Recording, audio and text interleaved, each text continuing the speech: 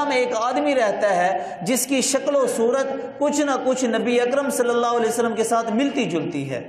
جب حضرت امیر معاویہ رضی اللہ عنہ کو پتہ چلا کہ اس کا نام ہے قابس بن ربیعہ،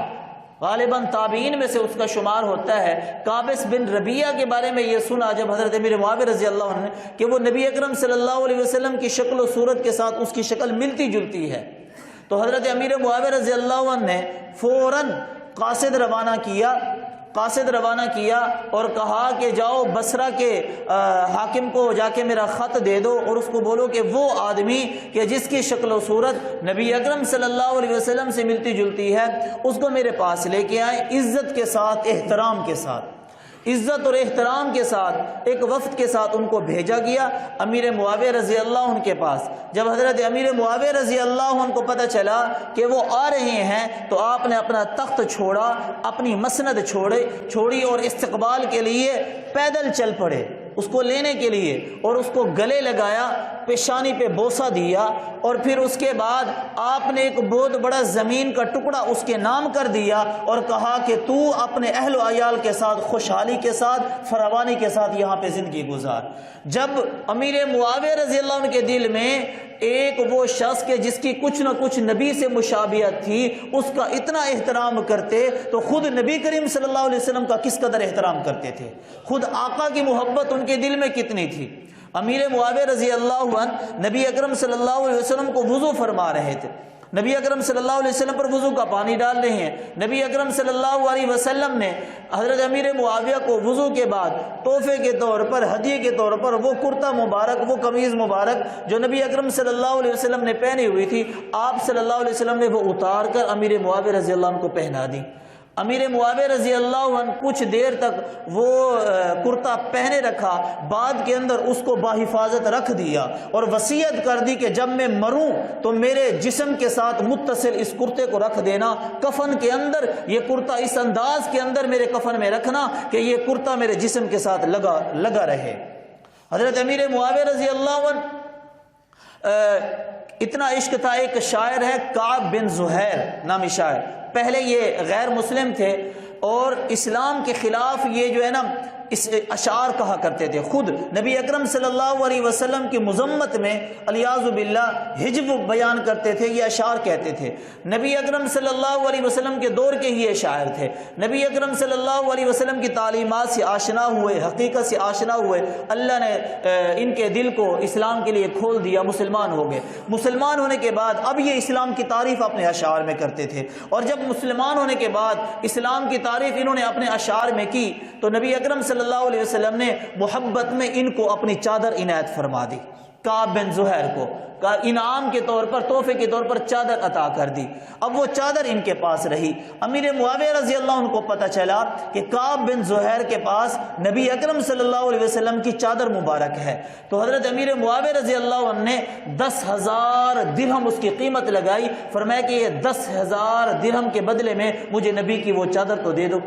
کعب بن زہیر رضی اللہ عنہ نے فرمایا کہ نہ، میں نبی صلی اللہ علیہ وسلم کی چادر کو میں بیچتا نہیں ہوں، نبی کریم صلی اللہ علیہ وسلم نے مجھے دی ہے تو وہ میرے پاس رہے گی، میں تو نہیں بیچوں گا۔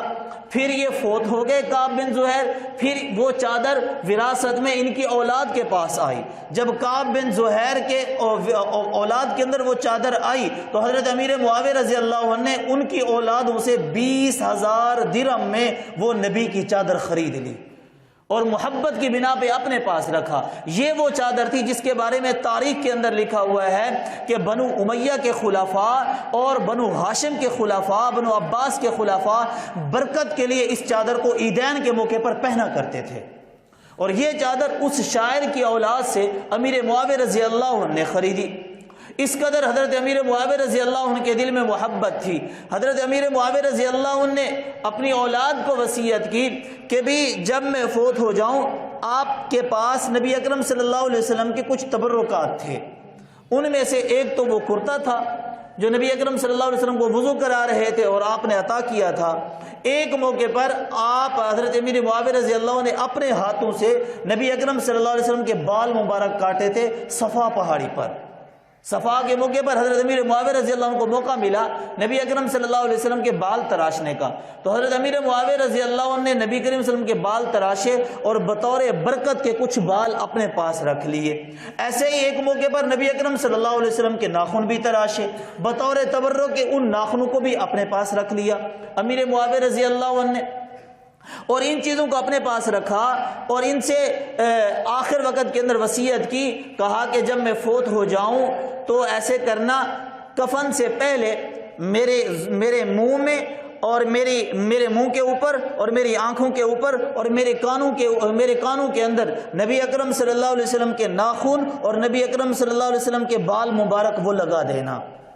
اور پھر جو نبی کریم صلی اللہ علیہ وسلم کا کرتا مبارک تھا وہ میرے جسم کے ساتھ متصل کر دینا،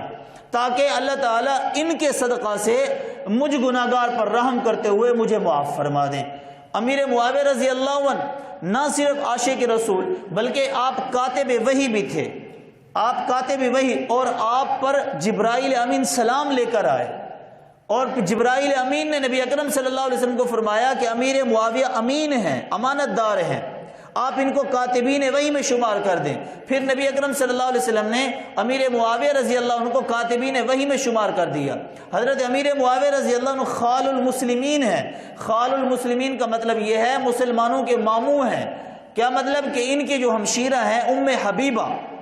رضی اللہ عنہ، وہ نبی کریم صلی اللہ علیہ وسلم کی زوجہ ہیں، نبی کریم صلی اللہ علیہ وسلم کی زوجہ تھیں، تو نبی کریم صلی اللہ علیہ وسلم کی جو ازواج مطہرات ہیں وہ امت کی مائیں ہیں،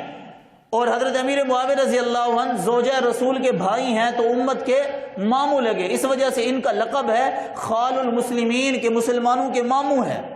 حضرت امیر معاویہ رضی اللہ عنہ کو نبی کریم صلی اللہ علیہ وسلم سے اور بھی بہت ساری قرابت ہے، جیسے مثال کے طور پر نبی کریم صلی اللہ علیہ وسلم کے یہ ہم زلف تھے۔ حضرت امیر معاویہ رضی اللہ عنہ نبی کریم صلی اللہ علیہ وسلم کے ہم زلف تھے۔ ام سلمہ رضی اللہ عنہ کی ہمشیرہ تھی، وہ حضرت امیر معاویہ رضی اللہ عنہ کے نکاح میں تھی، اور اہل بیت کے ساتھ بھی امیر معاویہ رضی اللہ عنہ محبت کرنے والے تھے، اور اہل بیت کے ساتھ بھی ان کی بڑی رشتہ داریاں ہیں۔ حضرت حسین رضی اللہ عنہ کی جو بیوی ہے وہ امیر معاویہ رضی اللہ عنہ کی سگی بھانجی تھی۔ امیر معاویہ رضی اللہ عنہ کی سگی بھانجی امام حسین رضی اللہ عنہ کی گھر والی تھی، اور انہی میں سے غالباً علی اکبر جو شہید ہوئے وہ انہی میں سے تھے۔ حضرت امیر معاویہ رضی اللہ عنہ کی امام حسین رضی اللہ عنہ سے اس قدر محبت تھی کہ آپ شام کے اندر تھے، وہاں سے ایک آدمی مدینہ منورہ آ رہا تھا، آپ کو جب پتہ چلا کہ یہ مدینہ منورہ جا رہا ہے، آپ نے کہا تو مدینہ میں جانا تو مسجد نبوی میں بھی ضرور جانا، اور مسجد نبوی میں جا کے دیکھنا ایک آدمی تمہیں ملے گا وہ درس حدیث دے رہا ہوگا، اس کا حلقہ درس حدیث کے اندر ضرور بیٹھنا،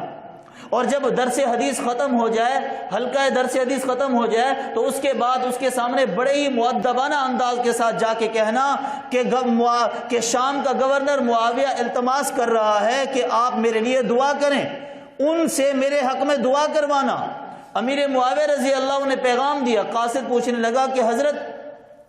آپ جس کے لیے دعا کا کہہ رہے ہیں اس کا تعارف تو کرا دیں، جس کو کہہ رہے ہیں کہ وہ آپ کے لیے دعا کرے وہ ہے کون؟ امیر معاویہ رضی اللہ عنہ نے فرمایا کہ میں تمہیں نہیں بتاؤں گا، جب تم مدینہ میں جائے گا تمہیں خود بخود پتہ چل جائے گا وہ کون ہے۔ وہ مدینہ میں ایک واحد ہستی ایسی ہے کہ جو بیٹا تو وہ علی کا ہے پر چہیتا وہ نبی کا ہے۔ جب تم اس کے انداز کو دیکھو گے، قول کو دیکھو گے، حدیث سنو گے، اس کے طرز لہجے کو دیکھو گے تو تمہیں نبی کی یاد آئے گی۔ حضرت امیر معاویہ رضی اللہ عنہ تو اس قدر اہل بیت سے محبت کرنے والے تھے۔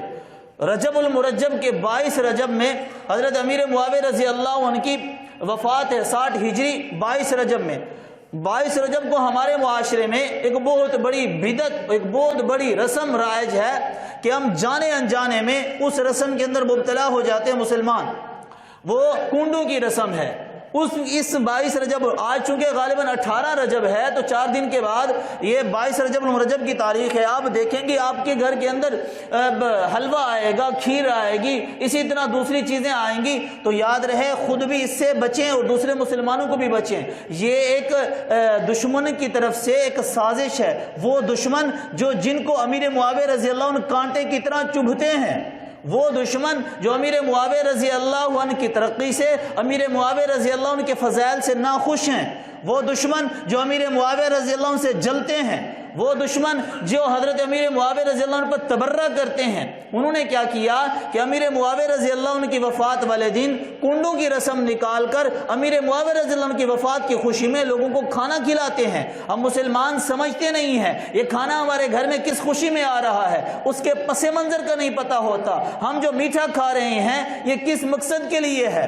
ظاہری طور پر جو لیبل لگایا جاتا ہے، جو ٹائٹل لگایا جاتا ہے، وہ ٹائٹل لگایا جاتا ہے امام جعفر صادق کا، جبکہ یہ غلط ہے۔ آپ تاریخ کا مطالعہ کریں، حقیقت کی دنیا میں آ کر آپ حقیقت کے آئینے کے اندر آ کے دیکھیں، امام جعفر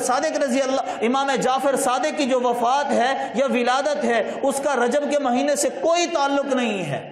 نہ تو 22 رجب کو امام جعفر کی ولادت ہے، نہ 22 رجب کو آپ کی وفات ہے۔ آپ کی ولادت کا تعلق رمضان سے ہے، وفات کا تعلق شوال سے ہے۔ رمضان اور شوال سے امام جعفر کی ولادت اور وفات کا تعلق ہے، رجب سے امام جعفر صادق کی نہ وفات کا تعلق ہے نہ ولادت کا تعلق ہے۔ یہ سراسر سازش ہے کہ امام جعفر صادق کے نام پر وہ لوگوں کو میٹھا پکا کر کھلاتے ہیں تاکہ امیر معاویہ کی وفات کی خوشی منائی جائے، اور مسلمان جانے انجانے میں اس رسم کے اندر شریک ہو کر امیر معاویہ رضی اللہ عنہ کی وفات کی خوشی میں شریک ہو رہے ہوتے ہیں۔